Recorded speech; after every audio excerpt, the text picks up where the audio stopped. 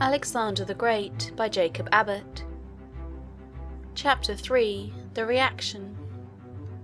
The country, which was formerly occupied by Macedon and the other states of Greece, is now Turkey in Europe. In the northern part of it is a vast chain of mountains, called now the Balkan. In Alexander's day it was Mount Haemus. This chain forms a broad belt of lofty and uninhabitable land, and extends from the Black Sea to the Adriatic. A branch of this mountain range, called Rhodope, extends southwardly from about the middle of its length, as may be seen by the map. Rhodope separated Macedonia from a large and powerful country, which was occupied by a somewhat rude but warlike race of men. This country was Thrace. Thrace was one great fertility basin or valley, sloping toward the centre in every direction, so that all the streams from the mountains, increased by the rains which fell over the whole surface of the ground, flowed together into one river, which meandered through the centre of the valley, and flowed out at last into the Aegean Sea. The name of this river was the Hebrus. All this may be seen distinctly upon the map. The Balkan, or Mount Haemus, as it was then called, formed the great northern frontier of Macedon and Thrace. From the summits of the range, looking northward, the eye surveyed a vast extent of land, constituting one of the most extensive and fertile valleys of the globe. It was the valley of the Danube. It was inhabited, in those days, by rude tribes whom the Greeks and Romans always designated as barbarians. Wild and warlike, and as they had not the art of writing, they have left us no records of their institutions or their history. We know nothing of them, or of the other half-civilized nations that occupied the central parts of Europe in those days, except what their inveterate and perpetual enemies have thought fit to tell us. According to their story, these countries were filled with nations and tribes of a wild and savage character, who could be kept in check only by the most vigorous exertion of military power. Soon after Alexander's return into Macedon, he learned that there were symptoms of revolt among these nations. Philip had subdued them, and established the kind of peace which the Greeks and Romans were accustomed to enforce upon their neighbours.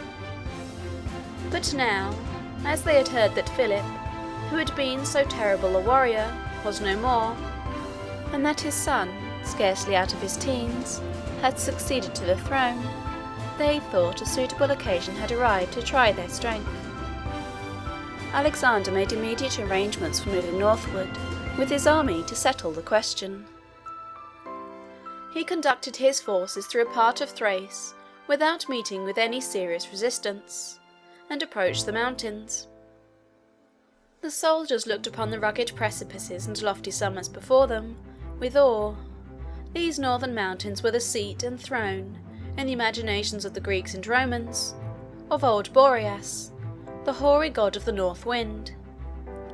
They conceived of him as dwelling among these cold and stormy summits, and making excursions in winter, carrying with him his vast stores of frost and snow over the southern valleys and plains. He had wings, a long beard, and white locks, all powdered with flakes of snow. Instead of feet, his body terminated in tails of serpents, which, as he flew along, lashed the air, writhing from under his robes. He was violent and impetuous in temper, rejoicing in the devastation of winter, and in all the sublime phenomena of tempests, cold, and snow. The Greek conception of Boreas made an impression upon the human mind that 20 centuries had not been able to efface.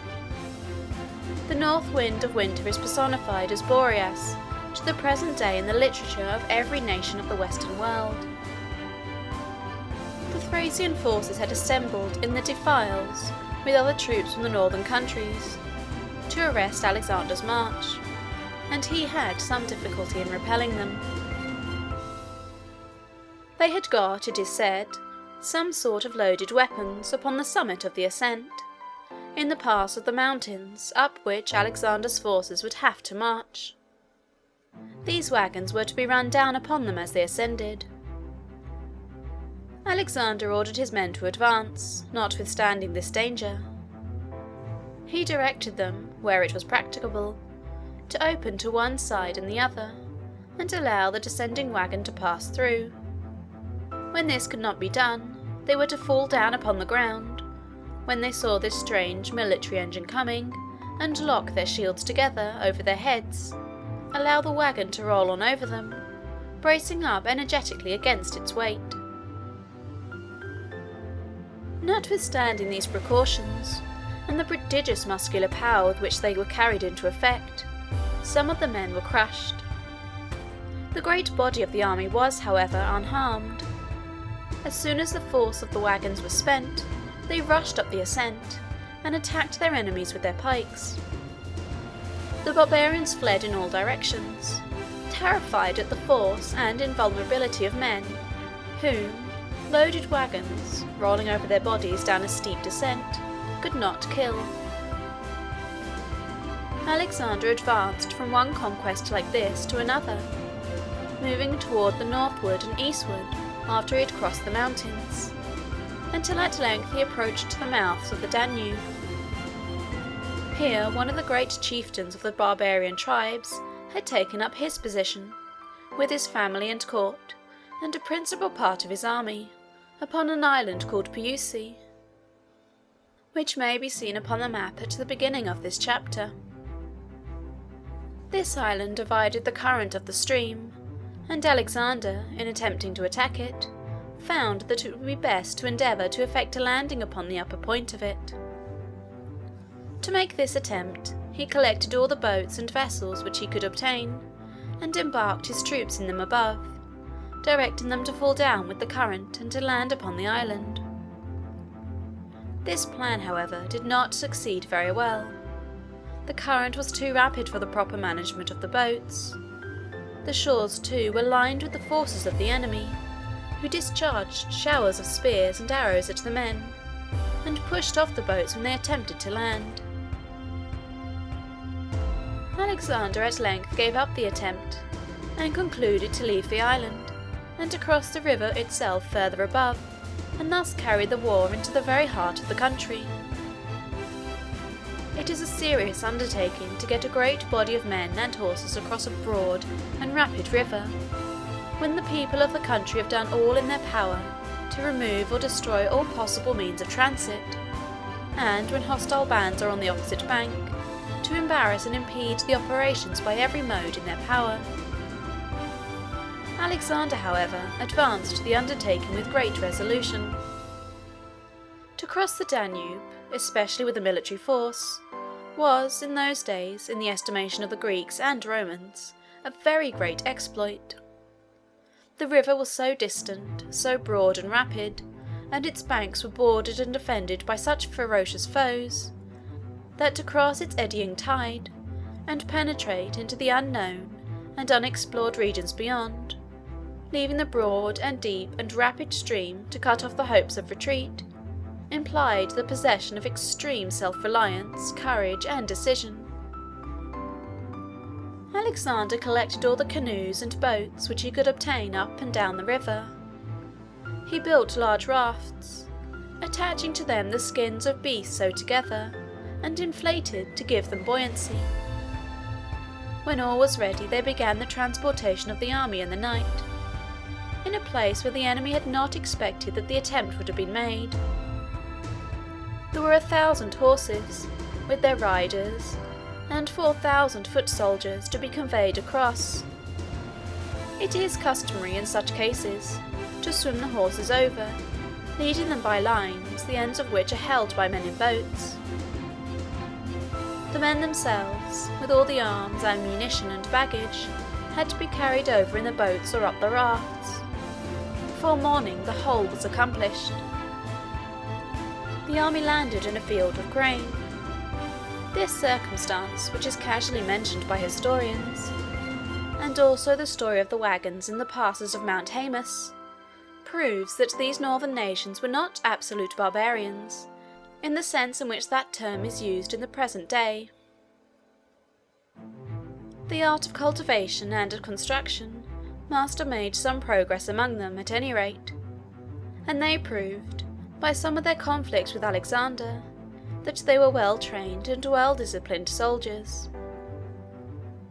The Macedonians swept down the waving grain with their pikes, to open a way for the advance of the cavalry, and in the early morning Alexander found and attacked the army of his enemies, who were utterly astonished at finding him on their side of the river. As may be easily anticipated, the barbarian army was beaten in the battle that ensued. Their city was taken. The booty was taken back across the Danube to be distributed among the soldiers of the army. The neighbouring nations and tribes were overawed and subdued by this exhibition of Alexander's courage and energy. He made satisfactory treaties with them all, took hostages where necessary to secure the observance of the treaties, and then recrossed the Danube and set out on his return to Macedon. He found that it was time for him to return. The southern cities and states of Greece had not been unanimous in raising him to the office which his father had held. The Spartans and some others were opposed to him. The party thus opposed were inactive and silent while Alexander was in their country, on his first visit to southern Greece. But after his return they began to contemplate more decisive action, and afterward, when they heard of his having undertaken so desperate an enterprise as going northward with his forces, and actually crossing the Danube, they considered him as so completely out of the way that they grew very courageous, and meditated open rebellion. The city of Thebes did at length rebel. Philip had conquered this city in former struggles, and had left a Macedonian garrison there in the citadel. The name of the citadel was Cadmea. The officers of the garrison, supposing that all was secure, left the soldiers in the citadel, and came themselves down to the city to reside. Things were in this condition when the rebellion against Alexander's authority broke out. They killed the officers who were in the city, and summoned the garrison to surrender. The garrison refused, and the Thebians besieged it. This outbreak against Alexander's authority was in a great measure the work of the great orator Demosthenes, who spared no excitations to arouse the southern states of Greece to resist Alexander's dominion. He especially exerted all the powers of his eloquence in Athens in the endeavour to bring over the Athenians to take sides against Alexander. While things were in this state, the Thebians, having understood that Alexander had been killed at the north, and supposing that, at all events, if this report should not be true, he was without doubt still far away, involved in contentions with the barbarian nations, from which it was not to be expected that he could be very speedily extracted. The whole city was suddenly thrown into consternation by the report that a large Macedonian army was approaching from the north, with Alexander at its head, and that it was, in fact, close upon them. It was now, however, too late for the Thebians to repent of what they had done. They were far too deeply impressed with a conviction of the decision and energy of Alexander's character, as manifested in the whole course of his proceedings since he began to reign, and especially by his sudden reappearance among them so soon after this outbreak against his authority, to imagine that there was now any hope for them except in determined and successful resistance. They shut themselves up, therefore, in their city, and prepared to defend themselves to the last extremity. Alexander advanced, and passing round the city toward the southern side, established his headquarters there, so as to cut off effectually all communication with Athens and the southern cities. He then extended his posts all around the place, so as to invest it entirely. These preparations made, he paused before he commenced the work of subduing the city, to give the inhabitants an opportunity to submit, if they would, without compelling him to resort to force. The conditions, however, which he imposed were such that the Thebans thought it best to take their chance of resistance. They refused to surrender, and Alexander began to prepare for the onset.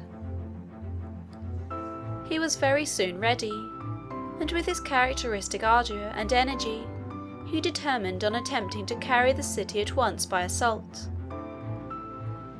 Fortified cities generally require a siege, and sometimes a very long siege before they can be subdued.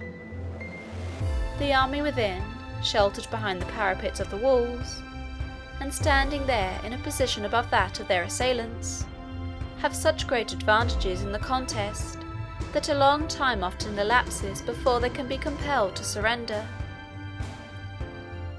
The besiegers have to invest the city on all sides to cut off all supplies of provisions, and then, in those days, they had to construct engines to make a breach somewhere in the walls, through which an assaulting party could attempt to force their way in. The time for making an assault upon a besieged city depends upon the comparative strength of those within and without, and also, still more, on the ardour and resolution of the besiegers. In warfare, an army, in investing a fortified place, spends ordinarily a considerable time in burrowing their way along in trenches, half underground, until they get near enough to plant their cannon where the balls can take effect upon some part of the wall. Then some time usually elapses before a breach is made, and the garrison is sufficiently weakened to render an assault advisable. When, however, the time at length arrives, the most bold and desperate portion of the army are designated to lead the attack. Bundles of small branches of trees are provided to fill up ditches with, and ladders for mounting embankments and walls. The city sometimes, seeing these preparations going on, and convinced that the assault will be successful, surrenders before it is made. When the besieged do thus surrender, they save themselves a vast amount of suffering, for the carrying of a city by assault is perhaps the most horrible scene which the passions and crimes of men ever offer to the view of heaven. It is horrible because the soldiers, exasperated to fury by the resistance which they meet with, and by the awful malignity of the passions, always excited in the hour of battle, if they succeed, burst suddenly into the precincts of domestic life, and find sometimes thousands of families, mothers, children, and defenceless maidens, at the mercy of passions excited to frenzy. Soldiers, under such circumstances, cannot be restrained, and no imagination can conceive the horrors of the sacking of a city, carried by assault, after a protracted siege. Tigers do not spring upon their prey with greater ferocity than man springs, under such circumstances, to the perpetration of every possible cruelty upon his fellow man. After an ordinary battle upon an open field, the conquerors have only men, armed like themselves, to wreak their vengeance upon. The scene is awful enough, however, here. But in carrying a city by storm, which takes place usually at an unexpected time, and often in the night, the maddened and victorious assaulters suddenly burst into the sacred scenes of domestic peace and seclusion and love. The very worst of men, filled with the worst of passions, stimulated by the resistance they have encountered, and licensed by their victory to give all these passions the fullest and most unrestricted gratification. To plunder, burn, destroy, and kill are the lighter and more harmless of the crimes they perpetrate. Thebes was carried by assault. Alexander did not wait for the slow operations of a siege. He watched a favourable opportunity, and burst over and through the outer line of fortifications which defended the city. The attempt to do this was very desperate, and the loss of life great, but it was triumphantly successful. The Thebans were driven back toward the inner wall, and began to crowd in, through the gates into the city, in terrible confusion. The Macedonians were close upon them, and pursuers and pursued, struggling together and trampling upon and killing each other as they went, flowed in, like a boiling and raging torrent which nothing could resist, through the open archway. It was impossible to close the gates. The whole Macedonian force was soon in full possession of the now defenceless houses, and for many hours screams and wailings and cries of horror and despair testified to the awful atrocity of the crimes attendant on the sacking of a city. At length the soldiery were restrained, order was restored, the army retired to the posts assigned them, and Alexander began to deliberate what he should do with the conquered town. He determined to destroy it, to offer, once for all, a terrible example of the consequences of rebellion against him. The case was not one, he considered, of the ordinary conquest of a foe. The states of Greece, Thebes with the rest, had once solemnly conferred upon him the authority against which the Thebans had now rebelled. They were traitors, therefore in his judgment not mere enemies, and he determined that the penalty should be utter destruction. But in carrying this terrible decision into effect, he acted in a manner so deliberate, discriminating, and cautious, as to diminish very much the irritation and resentment which it would otherwise have caused, and to give it its full moral effect as a measure, not of angry resentment, but of calm and deliberate retribution, just and proper, according to the ideas of the time. In the first place, he released all the priests.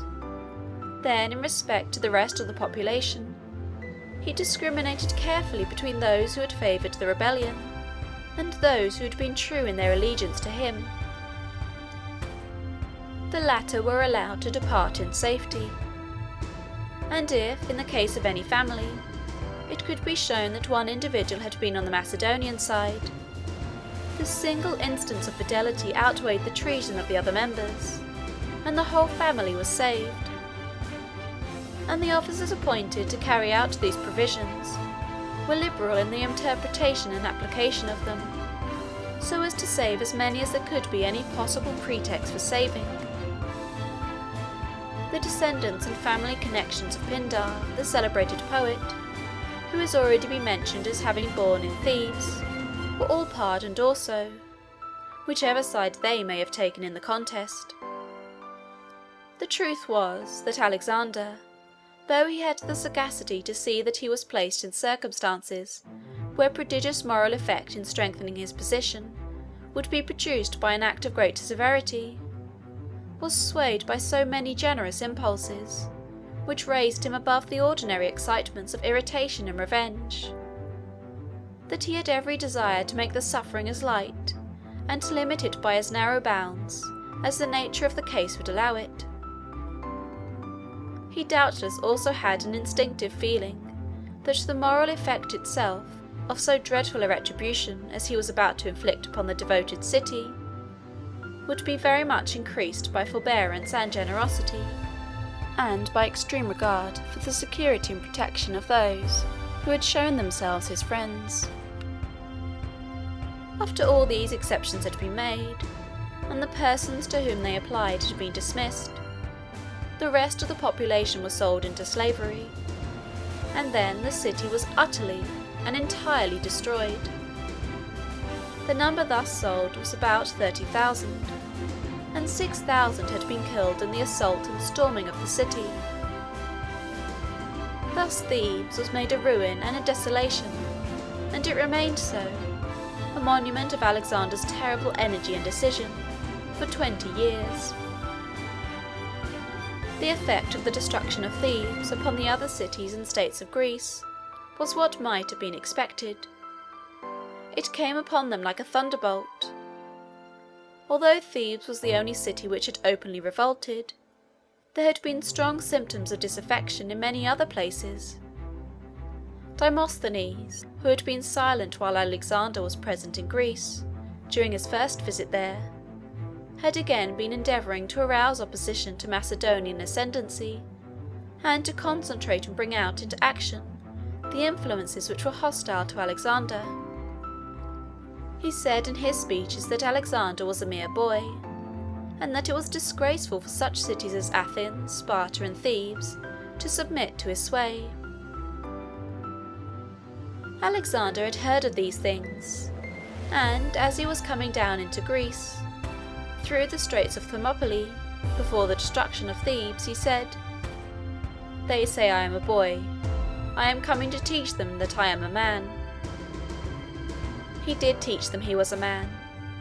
His unexpected appearance, when they imagined him entangled among the mountains and wilds of unknown regions in the north, his sudden investiture of Thebes, the assault, the calm deliberations in respect to the destiny of the city, and the slow, cautious, discriminating, but inexorable energy with which the decision was carried into effect, all coming in such rapid succession, impressed the Grecian Commonwealth with the conviction that the personage they had to deal with was no boy in character, whatever might be his years.